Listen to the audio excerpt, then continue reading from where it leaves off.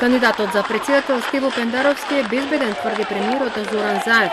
Според неговите информации, тој не бил следен од наводни тајни служби, туку само фотографиран од одредено лица.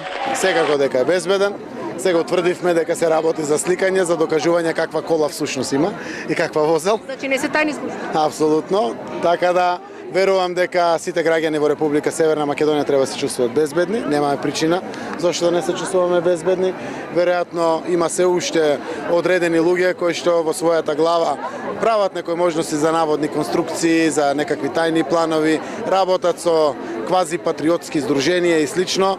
Веројатно потребата му беше за алудирање тука.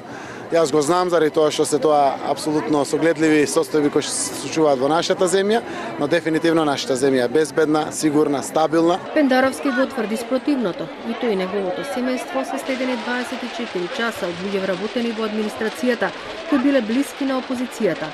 Случајот го пријави вчера во полиција. Мојот впечаток е да, меѓутоа тоа затоа пријавив, сакам званичен орган да ми каже дали е тоа точно и се разбира дали сум само ја предмет на следење. Премиерот Значи, зборот тајна не го употребувам во ниеден свој израз, во ниедна служба до една од опозиционите партии. Повторно го упатувам на ова што го кажа Спасовски како одговор на пратеничко прашање, во кое кажува имиња и презимиња. И партијата ја кажува имиња и презимиња на луѓе кои се евентуално инволвирани. Значи, да се држиме до изјавата која Оливер Спасовски ја дава, министер за внатрешни работи Оливер Спасовски. Министерот Оливер Спасовски вели дека се работи на случајот и наскоро ќе излезат со податоци. Вчера попладне стигна пријавата дека има неовластено 2 снимки кои што биле објавени на Твитер.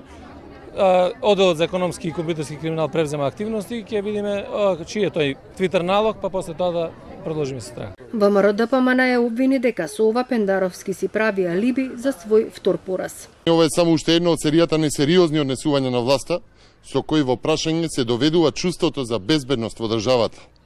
Имајќи ги предвид заевизмот, но и криминалот пред очите на МВР, па и политичкиот прогон врз опозицијата, отворено посочуваме и стравуваме дека искусниот полициски службеник Стево Пендаровски отвори можност за повторна злоупотреба на полицијата за следење на опозицијата во рамки на политичкиот прогон при изборна трка по теркот на најдемократските држави во светот. ВМРО-ДПМН уште еднаш го повика МВР да открие кои наводни служби и за какви цели го следат Пендаровски.